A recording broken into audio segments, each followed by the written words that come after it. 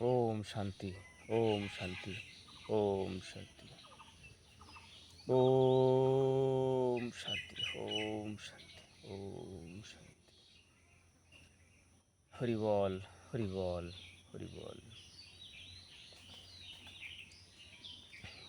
আমাদের 15, 16, 17 কেন্দ্র রাজ্যের একটা যে গরিবদের জন্য প্রকল্প তৈরি করেছিল, সেই প্রকল্প কী কী কাজ কীভাবে জমা দিতে, কোন ফর্ম ফিল আপ করতে হবে, প্রত্যেকটা পঞ্চায়েতে আমাদের কাজ চলছে। কিন্তু আমি মোদিজি ও Incoming voice call from Mukti 2 Colony on SIM SIM1.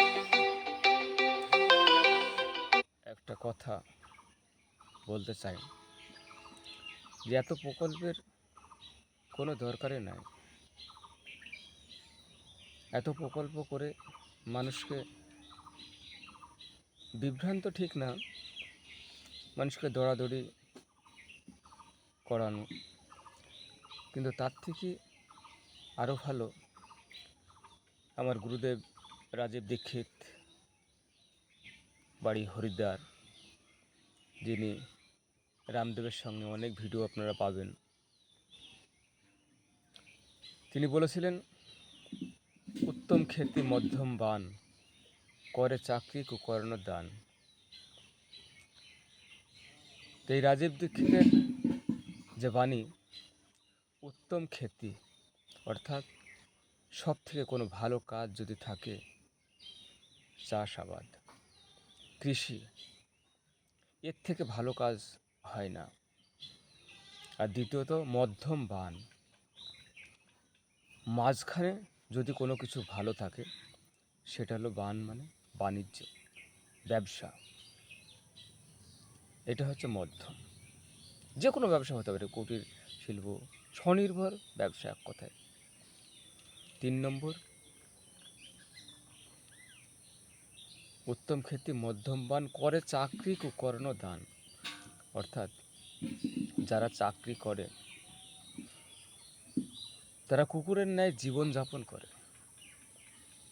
কারণ চাকরি কারা করে?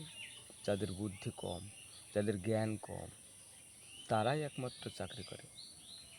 তাছাড়া সবাই চাকরি করতে পারে না। আমি যেমন, এমন সময় ছিল অভাবের জন্য 11 বছর বায়ো ওষুধের কোম্পানিতে কাজ করেছিলাম, ভেদিক বলে। এডিও সাহেব হয়তো জানে, তাদের মূল প্রোডাক্ট ছিল কাকা। আমার এলাকায় আমি প্রথম ছিলাম এই মার্কেটিং। খালি মার্কেটিং নয়, মার্কেটিং এবং টেস্টিং সমস্ত কিছু আমি করেছি। আর সেই অভিজ্ঞতাতে আমি যেটা বলতে চাই, মাননীয় মুখ্যমন্ত্রী ও মাননীয় প্রধানমন্ত্রীকে, খালি একটাই কাজ আপনারা করুন, কৃষিকে এবং কিষাণকে সুন্দর করার চেষ্টা করুন।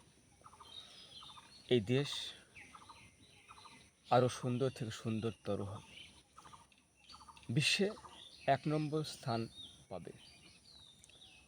এটা কেউ রোধ করতে পারবে না, যদি আপনারা গীতার কথা অনুসারে সৎভাবে এর দিকে মন দিন।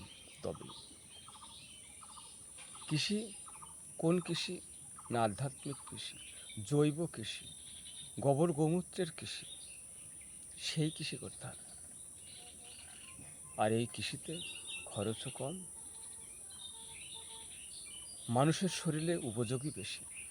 এই যে আয়ুষ্মান ভারত প্রকল্প শুরু করেছেন, 5 লাখ টাকা করে একটা গরিব পরিবারের জন্য, যেখানে যে হসপিটাল হোক, কিন্তু হসপিটালটা কোন হসপিটাল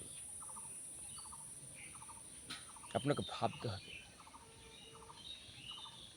অ্যালোপ্যাথি হসপিটাল, অ্যালোপ্যাথি ভারতের চিকিৎসা। আমার রাজীব দীক্ষিত গুরুজি, সে বলেছেন এটা ভারতের চিকিৎসা নয়, বিদেশিরা লুট করতে এসেছে। এর আগে 200 বছর লুট করেছিল মেরে ধরে, আর এইটা লুট, বুদ্ধির লুট। আপনাদের মধ্যে অ্যালোপ্যাথি সিস্টেমকে ছড়িয়ে দিয়েছে অসুখ বিসুখ। অ্যালোপ্যাথি সিস্টেমে এমন কোনো রোগ আমার জানা নাই, এখনও পর্যন্ত কোনো ডাক্তারকে লিখে দিতে বলবেন সম্পূর্ণ একটা রোগ সম্পূর্ণ রূপে সারতে পারে, যদি লিখে দিতে পারে তার গোলামি খাটবো আমি সারা জীবন ধরে। একটা রোগ সারার নাম করে বহু রোগে ভরপুর করে দেয় মানুষের মনের মধ্যে। অর্থাৎ মোদিজি, শুভেন্দুজি, এত প্রকল্পের দরকার নাই, একটাই প্রকল্প চালু করেন, আধ্যাত্মিক কৃষি, জৈব কৃষি। কীভাবে করবেন অনেক রাস্তা আছে। তারপরে কিছুদিন আগে দেখলাম কয়েকজন হিন্দু মহিলা বলছে কি না, তো গরু কাটা বন্ধ হয়ে গেলো, আমাদের আইডি গরুগুলা কে কিনবে, আমরা খেতে পারবো না, এগুলো খালি খালি পোষা হবে, হ্যাঁ এত খাটাখাটনি করি বিক্রি করতে পারবে না, মুসলমানরা কিনবে না তাই বলছে। ভুল ধারণা, ভুল ধারণা। তোমরা গরুকে পুষবা, তোমার ক্ষমতা আছে গরুকে পোষার, ওকে মন থেকে মানি আমি গো মাতা হিসাবে। খালি গো মাতা নয়, ও হচ্ছে ব্রহ্মার পুত্র গোমাতা। আর এই গোমাতার মাধ্যমেই কলিযুগ থেকে যদি উদ্ধার হতে পারো, তাই গরুকে ওইভাবে ভেবো না, গরু বলো না, গোমাতা বলো। তার কারণ কিছু কিছু কারণ, কয়েকটা কারণ আমি বলছি, সময় তো খুব কম, সে সময় আমাকে দেওয়া হবে না। তো 1 নম্বর, 33 প্রকার দেবতা গরুর মধ্যে বিরাজমান। 33 কোটি দেবতা। এখানে আবার মুসলমানরা বলতো এর আগে 33 কোটি তখন মানুষই ছিল না, আর 33 কোটি দেবতা ছিল। এই কোটি এই অর্থে নয়, এই কোটি উত্তম অর্থে ব্যবহৃত হয়েছে। তাই ভুল বুঝবেন না, ভুল বুঝাবেন না। যেমন কয়েকটা আমি বলছি কোথায় কোন দেবতা আছে। 1 নম্বর, গোবরে আছে লক্ষ্মী, স্বয়ং লক্ষ্মী যেখানে বিরাজমান তার কখনো অভাব হয়? হয় না।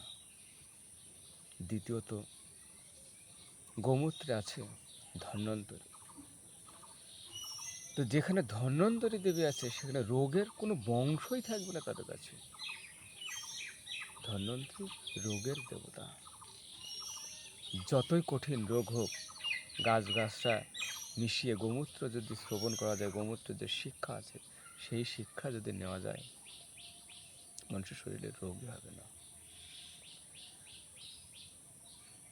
আর রাজীব দীক্ষিতজি আর একটা কথা বলতেন, সেটা হলো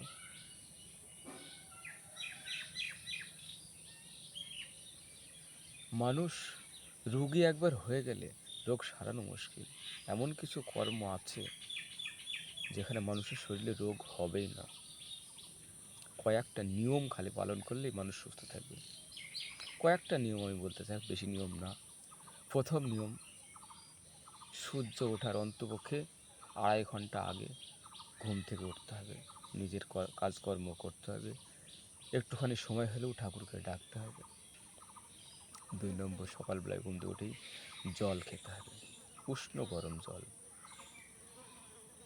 সে গরম হোক, গরমকাল হোক আর শীতকাল হোক, উষ্ণ গরম জল খেলেই পায়খানার বেগ হবে, পেট পরিষ্কার হয়ে পায়খানা হবে। তারপরে সকালবেলায় খেতে হবে গরুর দুধের ঘোল, খাঁটি ঘোল। হ্যাঁ,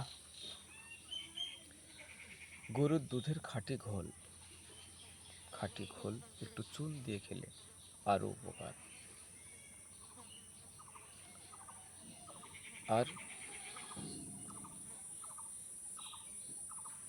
তারপরে পেট ভরে পারলে খাবার, 9টার মধ্যেই অন্য খাবার, কারণ সেই সময় মানুষের প্রচণ্ড খিদে লাগার কথা। আর খাওয়ার সময় কোনো মতেই জল খাওয়া চলবে না। খাওয়ার পরে আধা ঘন্টা অন্তপক্ষে রেস্ট নিতে হবে। রাত্রিরে 9টা থেকে 10টার মধ্যে ঘুমিয়ে পড়তে হবে। এবং রাত্রে একমাত্র দুধ ছাড়া কোনো কিছু খাওয়া চলে না। সন্ধ্যা হয়ে যাবে, খাওয়া পুরো বন্ধ হবে, অর্থাৎ সূর্যের তালে তালে চলতে হবে। যাক, আর কিছু বেশি করে অনেক প্রচুর প্রকল্প আছে, কীভাবে জৈব সার তৈরি করতে হবে, কীভাবে ওষুধ তৈরি করতে হবে, সেটা সময় সাপেক্ষ। এখন আমাকে যেতে হবে ওই প্রকল্পের জন্য, তাই ভিডিওটা করলাম।